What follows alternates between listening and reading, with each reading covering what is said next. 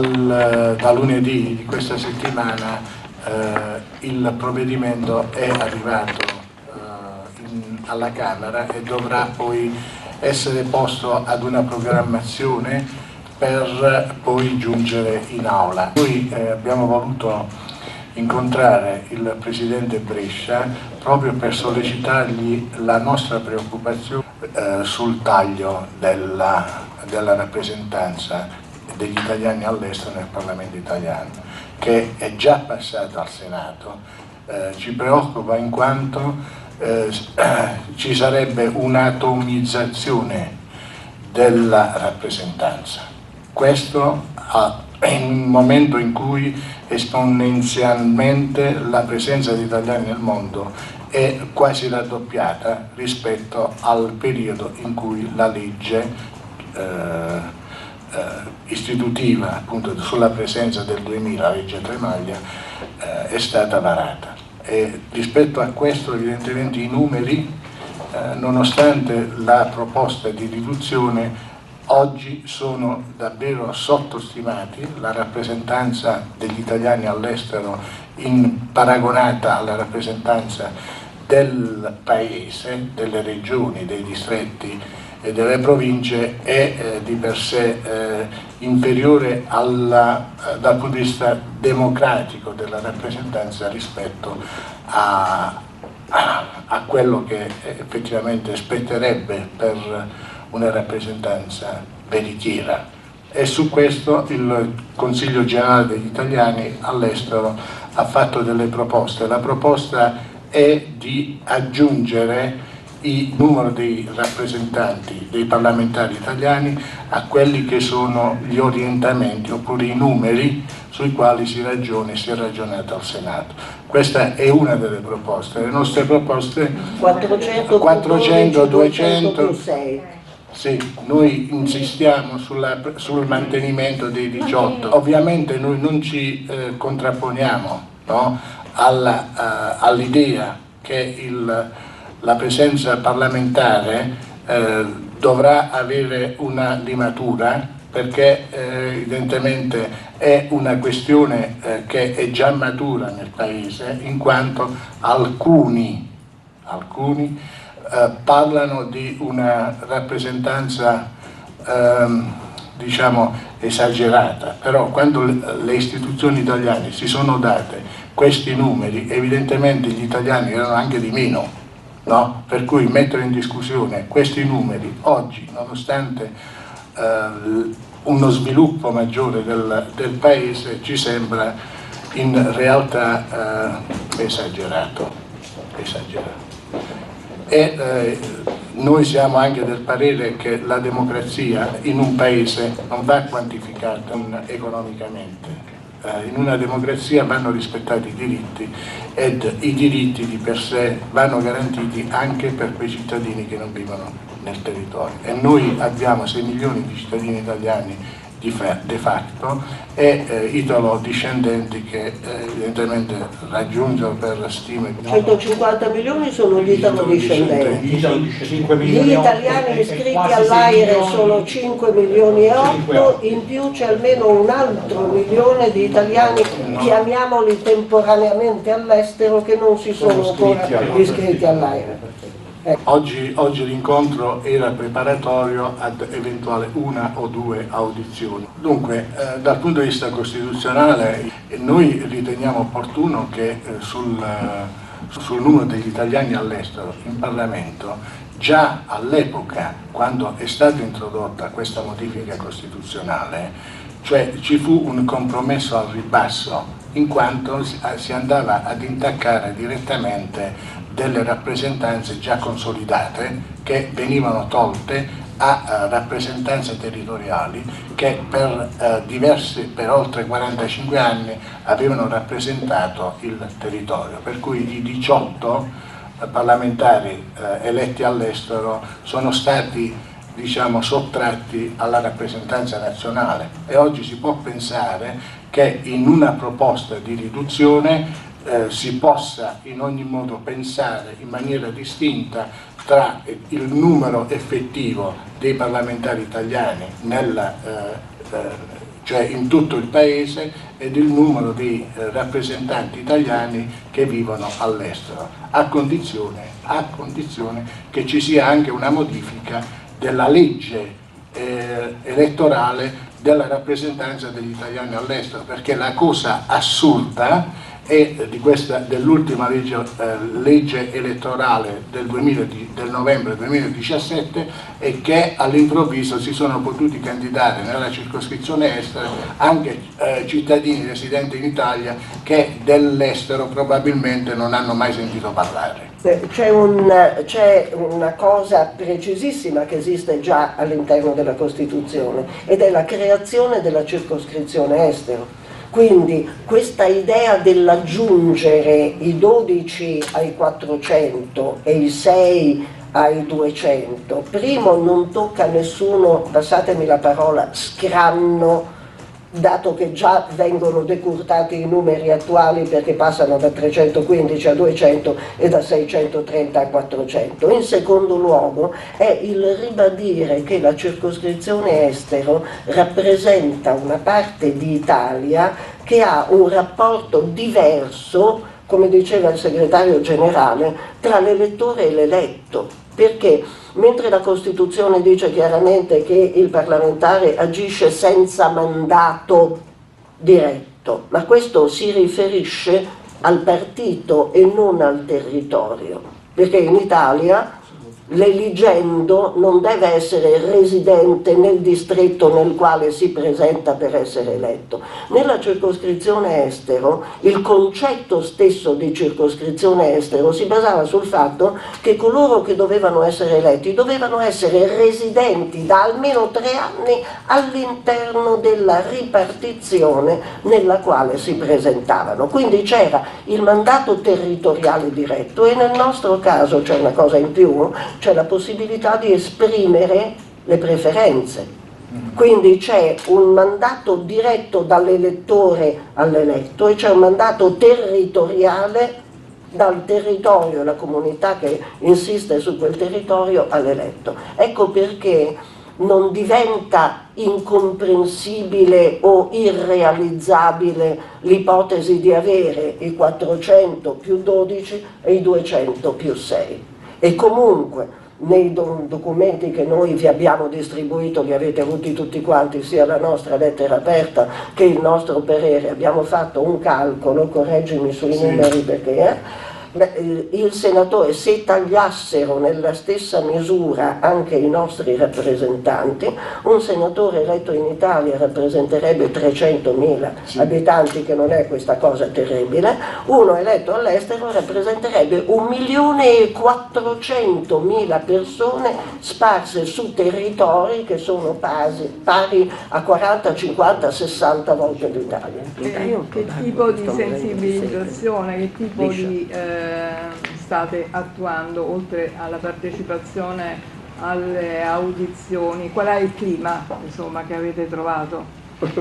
Dunque il clima, Mariella, il clima è conosciuto nel mondo, cioè noi viviamo diciamo la quotidianità italiana dove viviamo, la seguiamo attraverso i media, ma non viceversa. E di per sé siamo allarmati proprio per il modo in cui questa percezione viene vissuta e interpretata all'estero. Siamo messi male. Il Paese ha un'immagine negativa all'estero, per cui interventi di questa natura che vanno ancora a tagliare una rappresentanza che di per sé nel numero di 18 può essere significativa per noi, ma serve all'Italia, serve perché anche i 18 nel loro piccolo fanno opera, no, di promozione e soprattutto agiscono per avvicinare il Paese, le istituzioni ai paesi che rappresentano, cioè è questo il significato. Per cui atomizzare questa presenza significherebbe avere delle perdite enormi, perché la loro proposta, le loro idee diciamo, inserite nel discorso pubblico ed in Parlamento arricchiscono diciamo, la discussione e portano degli esempi delle migliori pratiche nella discussione, a differenza appunto delle qualità poi dei singoli parlamentari. Su questo noi non possiamo esprimerci. Però la rappresentanza è una cosa che va garantita, perché le istituzioni sono uguali e devono essere rispettate da tutti, promosse per tutti. Mi auguro che non sia necessario, ma avete pensato anche ad un piano B nel caso non sia accettata questa idea dalla Camera e quindi non si riesca ad ottenere il mantenimento dei rappresentanti così della circoscrizione estera così come è oggi? Sì, già nel passaggio del Senato, cioè nella fase diciamo, assembleare, noi siamo intervenuti anche sui quotidiani nazionali con interventi, diciamo, di carattere redazionale, e avevamo anche incontrato la Commissione Affari Costituzionali al Senato. La cosa che infastidisce è che non c'è ascolto, almeno al Senato non c'è stata.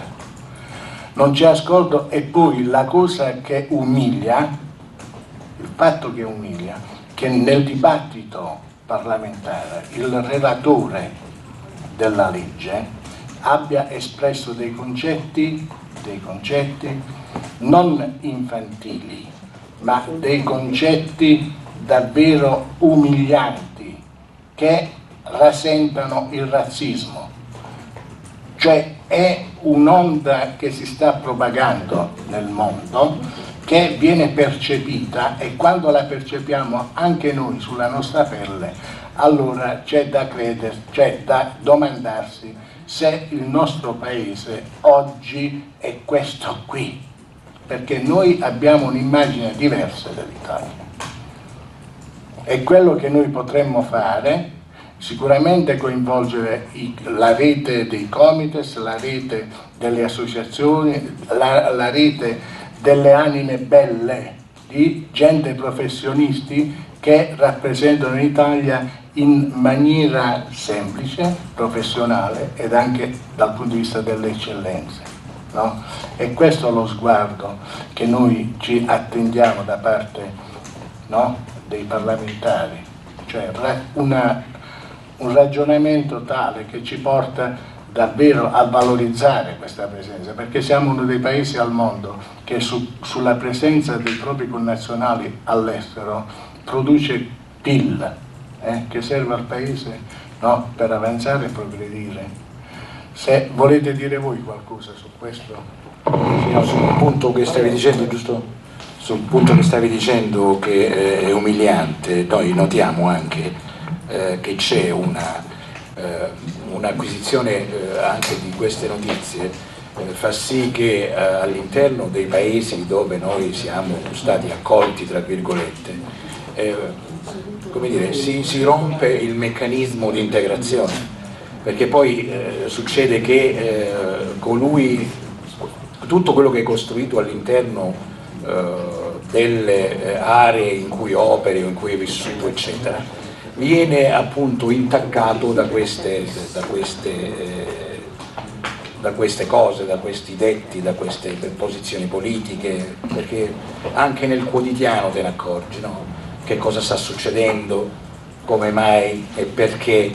E allora tu tutti i giorni sei confrontato anche su posti di lavoro, nelle fabbriche, dove tu hai per 30 anni avuto una certa, come dire, dignità di essere accolto e di poter stare insieme a loro. Questo poter stare insieme a chi ha avuto, a chi ci ha dato l'accoglienza in queste fasi politiche viene anche meno.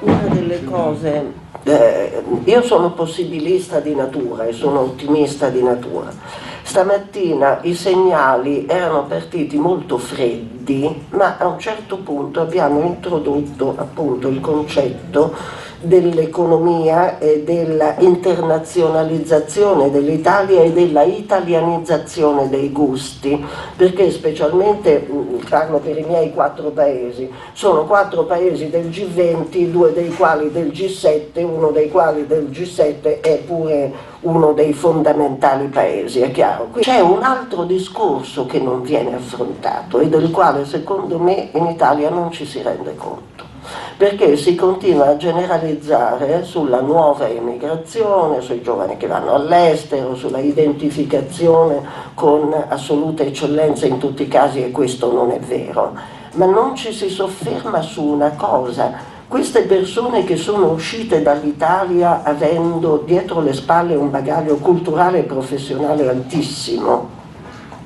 non hanno questo infinito amore per il paese d'origine che non ha consentito loro di inserirsi al livello che meritavano. Quindi se a un certo punto le restrizioni finiscono per riguardare anche la possibilità di una rappresentanza diretta all'interno del Parlamento, quindi la possibilità di portare la voce di una forza nuova che è nel mondo ma fa parte del mondo pur essendo ancora legata all'Italia, questo legame potrebbe anche tagliarsi, potrebbe anche interrompersi. Quando noi ci domandiamo perché molti esponenti della nuova emigrazione non si iscrivono all'AIRE, lo liquidiamo dicendo per questioni fiscali non vogliono pagare le tasse sulla seconda casa, non vogliono perdere l'assistenza diretta, che non è vero, tornano indietro, si riscrivono al comune e 5 minuti dopo hanno l'assistenza diretta come tutti gli altri. La realtà è anche un attimo di calma: dove voglio vivere, di che cosa voglio fare parte di un mondo italiano all'estero che comunque è registrato in Italia e che comunque dovrebbe essere trattato come cittadino a pieni diritti. E la cosa gravissima che citava il segretario generale un attimo fa, cioè questa pessima introduzione del fatto che i residenti in Italia possano venire a candidarsi nei nostri paesi, ne sono stati eletti 2 su 18, che non è una quantità minima, e per quanto stiano facendo di tutto per andare a pranzi e cene e premi e medaglie, d'accordo, non è quello di cui abbiamo bisogno. Quello di cui abbiamo bisogno è di persone che sono radicate sul territorio, conoscono il territorio, conoscono le comunità, conoscono le necessità, ma anche le capacità di offerta da parte delle comunità, perché noi non abbiamo una visione assistenzialistica del rapporto con l'Italia, abbiamo una visione della protezione dei diritti. E i miei diritti, tranne alcuni non previsti per legge, sono uguali e identici a quelli di qualunque cittadino italiano che vive dentro i confini dell'Italia, comprese le sue isole, è chiaro. Questo è il concetto da riuscire a far comprendere. E temo che proprio perché si è considerata per troppo tempo questa presenza come una presenza che ha portato via 18 posti, ecco perché noi stiamo proponendo aggiungeteli. State riducendo il numero generale, riducendo i vostri posti, è chiaro che non vi va di perderne ulteriori 12 e ulteriori 6. Ci aggiungete, siamo un'Italia fuori l'Italia che si aggiunge all'Italia che sta dentro l'Italia ed è rappresentata e ha una funzione di tipo diverso a favore dell'Italia. Questo è il concetto che ci dovete aiutare a far capire. 21esima regione. Ci provammo all'epoca, perché nel primo ho vissuto tutto il passaggio della modifica costituzionale. Una delle prime cose che noi tentammo di fare per evitare che fosse necessaria una modifica costituzionale era l'equiparazione del mondo degli italiani all'estero alla 21esima regione italiana. e allora sarebbe stata una regione di 3 milioni di persone. Adesso è una regione di 7 milioni di persone, e quindi tu lo sai a quale è paragonabile il Lazio, dicevi, ecco, per dire. Ma ormai non è più una regione, perché ormai è veramente sparsa dappertutto e sta aprendo nuove prospettive, nuovi orizzonti e nuovi paesi. Quindi il non capire l'utilità e l'importanza e la ricchezza che questo può portare con 18 miserabili posti al Parlamento che non portano via scrani a nessuno, significa che questa Italia, e lo dico con il cuore che mi piange e sanguina, sta diventando chiusa, provinciale e concentrata sul proprio ombelico. Al di sopra dell'ombelico ci sono altre cose estremamente interessanti come i cervelli, la cultura, tutte queste cose qua. Riccardo, tu volevi dire qualcosa? Sì, allora innanzitutto lungi da noi il cercare di ostacolare, vorrei che questo concetto fosse espresso in maniera chiara, ostacolare la diminuzione del parlamentare, questo che sia ben chiaro, lungi da noi, perché primi noi all'estero riteniamo che sia opportuno, non è più possibile tenere questo mastodontico numero alle Camere. La nostra proposta, quella di aggiungere, aumenterebbe di 12 il Parlamento. E 6.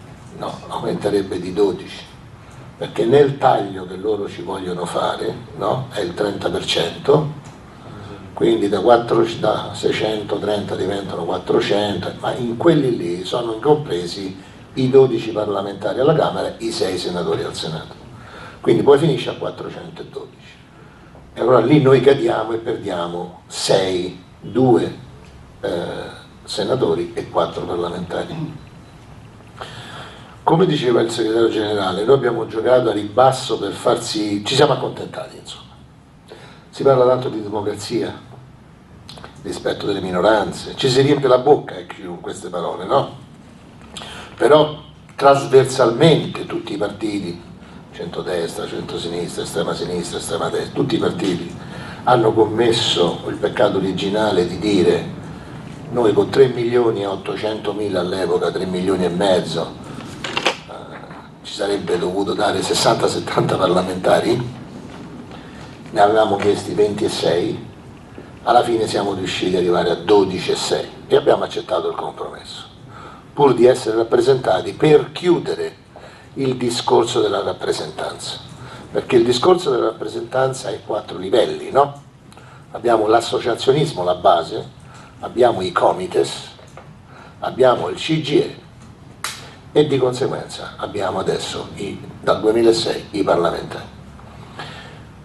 Noi già siamo stati decurtati nella rappresentanza italiana all'estero, perché con il governo precedente, da 94 che eravamo nel Consiglio generale, siamo finiti a 63, da 29 di governativa a 20, da 65 di carica eletti nel mondo a 43, verrebbe di dire abbiamo già dato.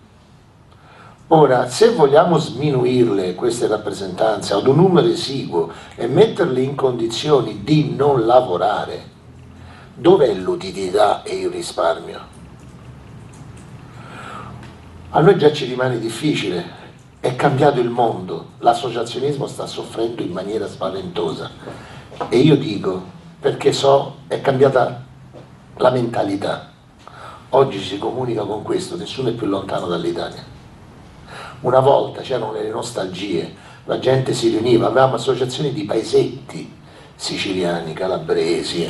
Oggi non più nascono quelle associazioni lì, anzi vanno a sparire, ok? È cambiato il modo di interloquire tra gli italiani all'estero e gli italiani in Italia. L'Italia questo non lo sta capendo ed è questo, sta perdendo il treno. L'Italia piano piano, se continua così, rinuncia a un esercito di volontari per non mantenere 18 parlamentari, perché viene automatico secondo me andare a convincere la gente a entrare nel volontariato, a dare il proprio tempo, lavoro per la comunità. Voglio vedere le difficoltà che incontreranno in questo ministero i diplomatici, perché il lavoro che fanno sul territorio i Comites, il CGIE, le associazioni è immenso, ma quando crei un braccio contro braccio, o come si dice, questo tiro alla fune, quanti saranno disposti a continuare a lavorare per far sì di continuare a incrementare le esportazioni, per far sì di promuovere il Made in Italy, di far sì di promuovere, ci è stato detto oggi nell'audizione, e non abbiamo voluto minimamente freddare i rapporti, ma se anche togliessero i rappresentanti, gli imprenditori italiani continuerebbero a investire, certamente, come la Ferrero, come la Iveco, come la Fiat, certamente, ma solo il 3%. Bisogna vedere i 5 milioni a 8.